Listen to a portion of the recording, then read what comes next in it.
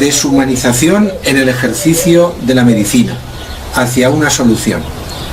Practicarla con bases hipocráticas, es decir, medicina de tipo integral y de la personalidad. Doy gracias al equipo directivo de AESMI el poder impartir esta conferencia. Nos encontramos en momentos de crisis humanística. El médico no tiene que olvidar que antes que médico es hombre, y que el enfermo, antes de serlo, es hombre también.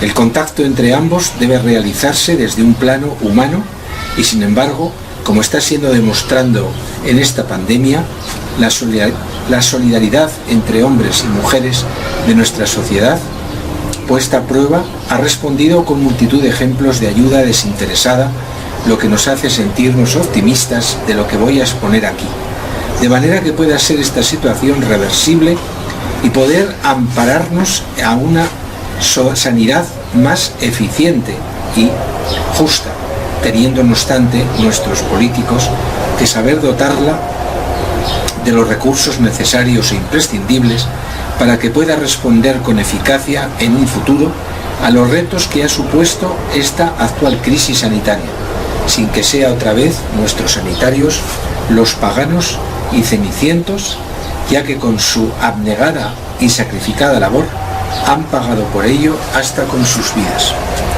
La deshumanización en el ejercicio de la medicina, fuera de esta crisis en tiempos ordinarios, se debe a la pérdida de valores en la sociedad.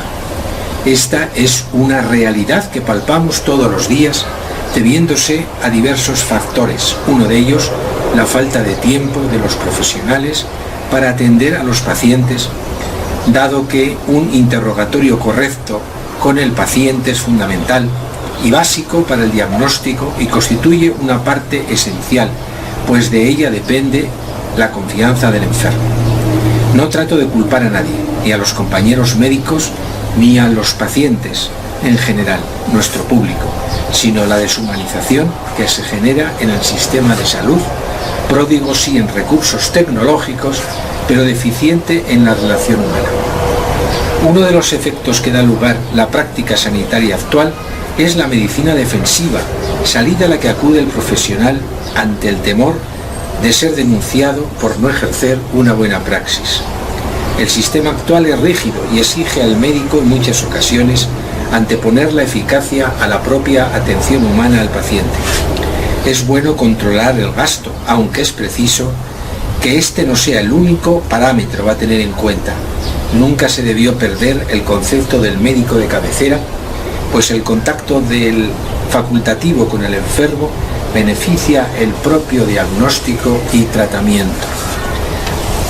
Acertar en la relación médico-paciente debe de ser la prestación más importante del Sistema Nacional de Salud. Hipócrates y sus discípulos, 2000 años antes de Cristo, pusieron los cimientos de la medicina moderna occidental. El cristianismo fue quien incorporó la ética hipocrática al sentir médico, dando a este el compás de los tiempos, ese talante de doble vocación a la vez de ciencia y de sacerdocio. Este ha sido el legado humanista producido por la fusión de la medicina hipocrática con la filosofía cristiana. Existen largos siglos oscuros que se extienden desde la caída del Imperio Romano hasta el Renacimiento. En esta época se produjeron altibajos, no solo en lo científico y lo social, sino también paradójicamente hasta en lo ético. Solo al llegar el Renacimiento, especialmente con Vesalio, se produce un resurgimiento de la medicina. Este, con su escalpelo, va demostrando los errores de los libros de Galeno, que solo había disecado monos y cerdos, mostrando la anatomía de un cadáver humano. Paracelso, a su vez, quema en el patio de la Universidad de Basilea los libros antiguos, libros hechos de dogmas. Entre las llamas perecen los aforismos de Hipócrates, junto con los de Galeno, Avicena, Averroes. Ambrosio Paré, cirujano militar, aplicando el sentido común a las heridas de guerra, consigue éxitos insospechados que encubre bajo la modesta frase «Yo los cuidé, Dios los cura». Este largo periodo de impotencia duró hasta que Claude Bernard, Pasteur y Santiago Ramón y Cajal Con sus aportaciones elevaron el nivel de la medicina. Bernard, mediante sus experimentos con perros, introduce la experimentación fisiológica básica. Cajal aporta con el descubrimiento de la neurona y establece la unidad del sistema nervioso, que posteriormente se haría funcional en Pavlov, creándose como el sustratum orgánico de la conducta del hombre. Pasteur descubre en la platina de su microscopio los microscópicos seres causantes de las enfermedades ignoradas hasta entonces. Nace así la medicina experimental, localicista, focalista y anatomopatológica. El pago es el olvido radical de los orígenes humanísticos de la medicina. Se crea una especie de filosofía médica de urgencia para acudir desesperadamente en ayuda del hombre, olvidando el encuadre existencial de éste. Se han creado las bases somáticas de la medicina, sacrificando las bases humanas hipocráticas, como si hubiesen de ser incompatibles. Se olvida por la presura pragmática de la atención médica la unidad psicosomática de todo hombre. Comienza a ser visto el hombre por parcelas, por pequeños compartimentos, cada uno de los elementos anatomofisiológicos del organismo humano. Surgen así los especialistas y superespecialistas. Si Cajal, Pasteur y Claude Bernard son los primeros de esta medicina científica de época, no olvidemos que Hipócrates, desde la observación y el humanismo en su medicina, es el pionero. Los científicos, mediante la observación hipocrática, pudieron experimentar y comprobar que en la repetición de los fenómenos observados es posible inferir y sacar paso a la robótica. La observación prolongada de estos tres genios sentó las bases de nuestra medicina actual. Se ha producido así un salto incalculable desde la microbiología a la bioquímica y de la bioquímica a la física atómica. Aun siendo muy completas estas aportaciones, el hombre tiene algo más que es difícil otorgarle: un sustrato orgánico, y este es su libre albedrío, su capacidad libre de decisión, aunque existan condicionamientos donde influyan las hormonas o su sistema nervioso. Su carácter de hombre religioso, que se pregunta por el más allá de su existencia en este mundo y dónde se localiza. Para abordar estas cuestiones no hay solo que desarrollar una medicina psicosomática, incluso el uso del psicoanálisis, sino una medicina integral de la totalidad, que comprenda también las raíces existenciales y religiosas del hombre, su aspecto espiritual en suma. No solo hemos asistido a descubrimientos de índole farmacológico, sino que a lo largo de esta época hasta nuestros días la cirugía ha ido ganando terreno, llegando a la cumbre de los trasplantes actuales. Contrasta con la complejidad de los medios electrónicos tecnológicos actuales, utilizados tanto para el diagnóstico como para la terapia, aquella figura clásica del médico de cabecera armado solo con su ingenio, su ojo clínico, su fonendoscopio y su martillito de reflejos. Aquella figura individual ha ido cediendo terreno ante la medicina de equipo, donde un conjunto de profesionales ejerce sus cuidados sobre un mismo enfermo, que es visto por muchos a la vez, por lo que se llega de nuevo a una medicina deshumanizada, donde el enfermo es visto como un objeto, sin que se llegue en una mayoría de los casos a profundizar con él en un plano humano. Esta medicina socializada a la que asistimos en nuestros días se ha ido encareciendo cada vez más, de tal forma que se ha hecho prácticamente insostenible el gasto para casi todos los estados, por lo que se ha hecho necesario un control de este gasto, una optimización y control de los recursos, a efectos de que estos puedan llegar a todos. Y esta preocupación por el gasto ha contribuido también de rebote a intensificar la deshumanización existente, ya que se insta encarecidamente a los médicos por parte de la Administración a que contribuyan a la optimización de los recursos, importándole en realidad más a esta el control del gasto que la satisfacción del usuario y el nivel de la medicina que se ejerce. Claro está que no por mucho gastar se hace mejor medicina, sino que esta es fruto del equilibrio entre una aplicación sabia de los recursos técnicos actuales a cada enfermo en particular, es decir, individualizar, y para ello volvemos al viejo problema. Hace falta tiempo para ver a cada enfermo y poder así crear la base suficiente humanística entre paciente y médico que haga posible un ejercicio saludable de la medicina, que tiene que ser no únicamente científica, sino humana. El médico se motivaría más con un ejercicio humanístico de su profesión, saldría airoso de este engranaje social de medicina, donde es una pieza más de esta maquinaria impersonal y socializada de curar, donde ni el jefe del servicio es conocido por los usuarios. Es esta una sociedad que pone en un saco común a todos los médicos, una sociedad pragmática que ha ido sacrificando el humanismo en beneficio de su evolución. Gregorio Marañón decía que solo se es dignamente médico con la idea clavada en el corazón de que trabajamos con instrumentos imperfectos y con medios de utilidad insegura, pero con la conciencia cierta de que hasta donde nos llega el saber, llega siempre el amor.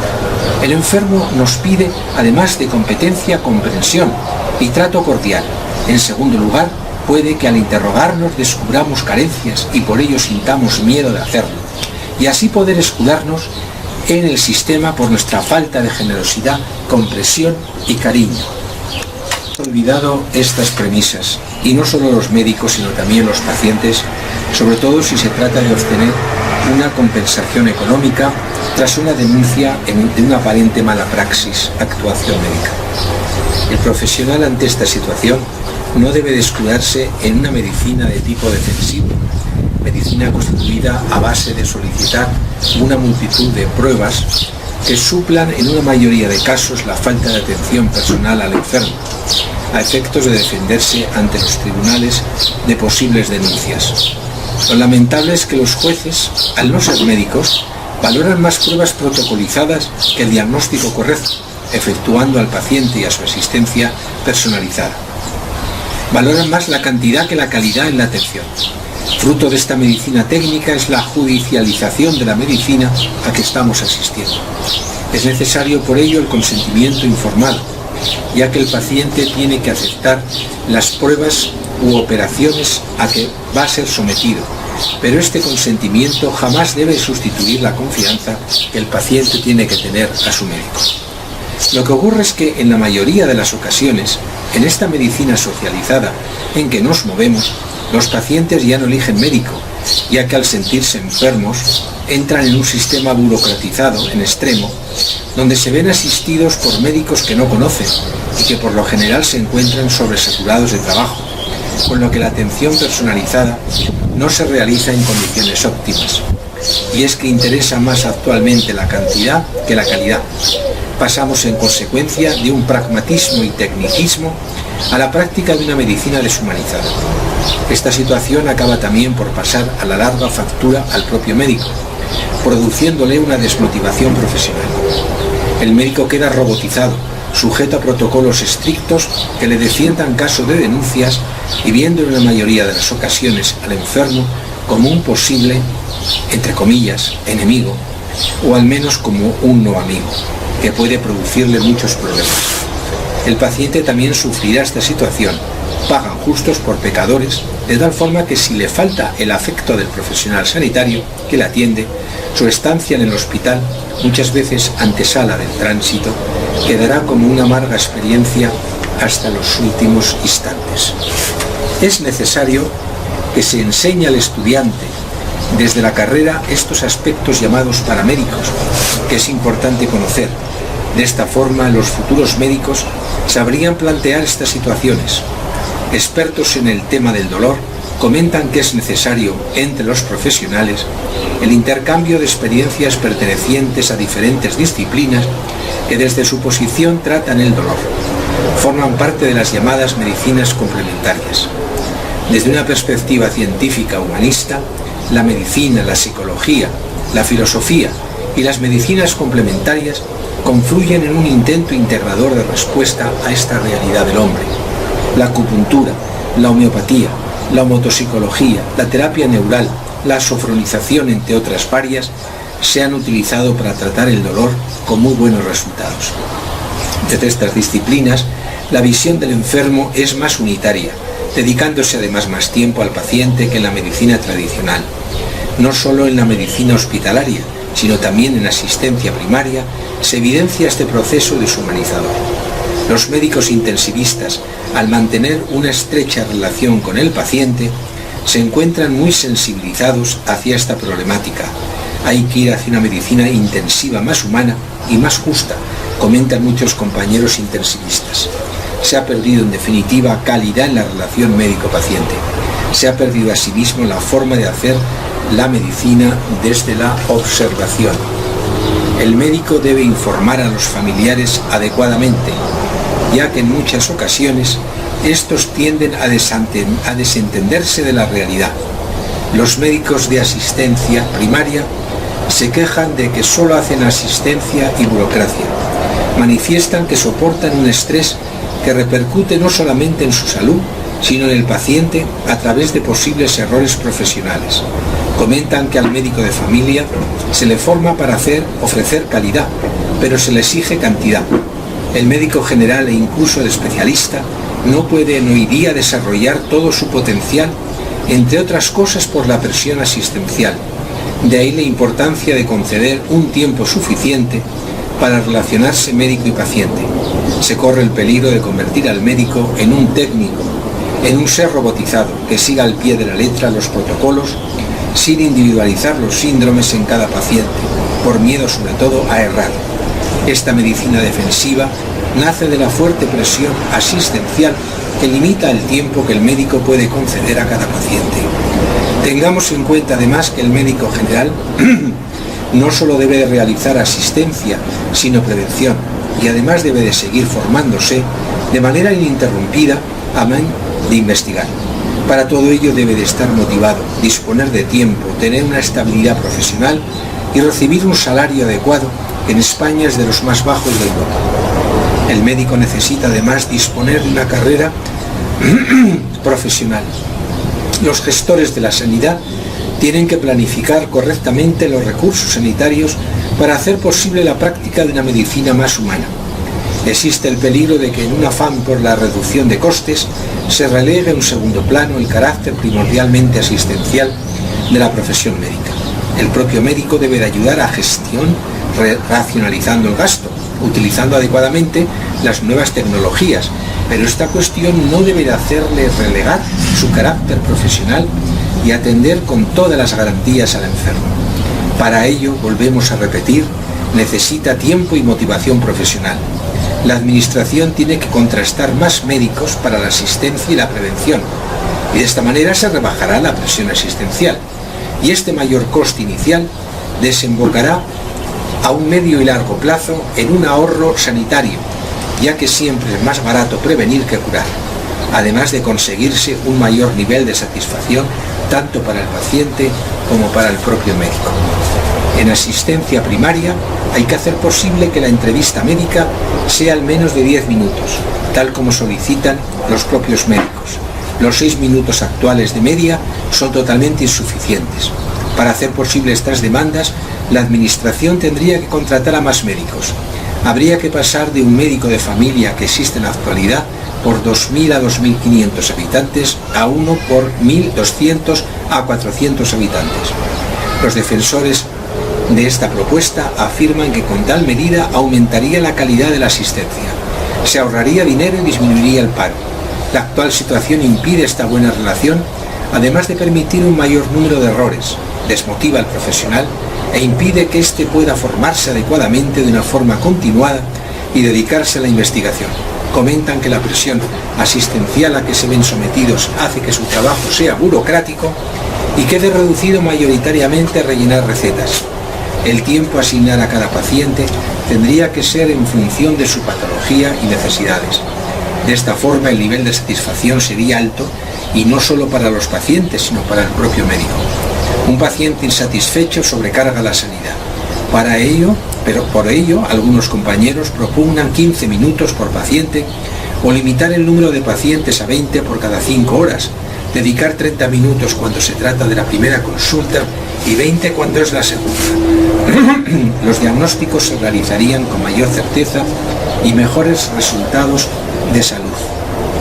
Hace falta, no obstante, ahondar más en las raíces del ser humano, donde radica su esencialidad y el hambre de trascendencia, y esta dimensión espiritual o trascendente solo la puede abarcar una medicina global como es la medicina de la totalidad, la llamada medicina biológica, versión moderna de esta medicina integral, está llamada a ocupar este lugar en nuestros días. Esta medicina se asienta sobre las bases hipocráticas de acercamiento al enfermo, con grandes dosis de cordialidad, comprensión y calor humano, y no es ajena a los adelantos científicos de nuestro tiempo. La medicina de corte social que estamos viviendo se asienta sobre la justicia social, pero por las exigencias de su propia dinámica parece estar condenada a la masificación, que conlleva retardos y largas listas de espera en la asistencia especializada, sobre todo la quirúrgica. El médico lleva prisas porque tiene que llegar a todos con un cierto nivel de calidad y no llega con el nivel de suficiente calidad que le otorgue una satisfacción profesional adecuada. La resultante es su desmotivación y el empobrecimiento de la calidad de la medicina, una medicina tecnificada a la última, pero excesivamente protocolizada y burocrática, que ha llevado de nuevo al mundo sanitario a la deshumanización actual. Las facultades de medicina están produciendo médicos únicamente técnicos, pero no humanistas. Sin este marco paramédico adecuado, que es la relación médico-paciente, no es posible ejercer una medicina personal y gratificante para ambos. Es necesario un nuevo replanteamiento de la enseñanza a este respecto, comenzando ya en el pregrado. Los programas. Me ha pedido el equipo directivo de AESMI que hable un poquito de dieta referente al momento actual que estamos pasando con la epidemia del COVID-19. Bien, tendríamos que hablar fundamentalmente de la dieta mediterránea, el cual está expresada sobre todo en esta obra de Nutrición y Salud. Pero ciñéndonos, ¿por qué digo esto? Pues que la dieta mediterránea, base de frutas, de verduras, fundamentalmente de pescado, las frutas y verduras que estén perfectas, o sea, muy pigmentadas, porque están ricas en antioxidantes, con sus propiedades inmunomoduladoras, antiinflamatorias, etc. Pues bien, también plenas de vitaminas, elementos fitoquímicos. Todo esto realmente va a ayudarnos, los frutos secos, va a ayudarnos a nuestra inmunidad. Pero realmente aquí lo que quiero destacar son una presencia de unas vitaminas, de unos minerales que han demostrado su eficacia para mejorar nuestra inmunidad. Y esto me refiero concretamente a el selenio, el zinc, el magnesio, la vitamina D, la vitamina C, también los omega 3, sobre todo los componentes de DHA y EPA, pero como sé que alguien va a hablar de esto, pues no, lo cito de pasada, diríamos. Y también como elementos fitoquímicos he elegido sobre todo como representante la cúrcuma. Bien, como digo, las frutas y verduras, sobre todo pigmentadas, son ricas en resveratroles, en taninos, terpenos, antioxidantes fundamentalmente, carotenoides, que neutralizan los radicales libres, que son hoy día la causa admitida de envejecimiento. Pero ¿es necesario únicamente esta dieta o también es necesario los suplementos? Bien, en estos momentos, diríamos, en el cual existe una fuerte carga, diríamos, epidemiológica, sería también necesario utilizar suplementos. Pero bien, conozcamos que la vitamina D, pues fundamentalmente en los huevos ecológicos, en el pescado azul, en la mantequilla, sobre todo también tomando el sol, pues podemos sintetizar esta vitamina. Pero también podríamos tomar suplementos de colecalciferol, sobre todo con un poquito de aceite para mejorar su absorción. Dosis incluso de 1000 unidades a 2000 unidades podrían ser necesarias. En la vitamina C, pues todos sabemos que los cítricos, pomelos, frutas, verduras muy coloreadas y ácidas, rosellas, frambuesas, acelgas, espinacas, brócoli, perejil, es decir, vegetales verdes, son ricos en vitamina C, que es un excelente antioxidante y mejora nuestra inmunidad. Es también antibiótico la vitamina C. La presencia del selenio, íntimamente también unido a cereales integrales, huevos, frutos secos. Nuestras necesidades parten de unos 50 microgramos al día. La presencia también del magnesio en dátiles, en plátanos, brócoli, legumbres, alubias, garbanzos, con necesidades para el hombre de 400 o 420 miligramos, para la mujer de unos 320 miligramos. También ricas las pipas de calabaza y las almendras tostadas. El magnesio también es importante para que actúe mejor la vitamina D. Los déficits de vitamina D que hoy día nuestra población, incluso viviendo en España, son bastante deficitarios, basta hacernos unos análisis para comprobarlo, pues a veces una de las causas podría ser también la pobreza en magnesio. Si mejoramos el aporte de magnesio, mejoraría también el aporte de vitamina C, de vitamina D.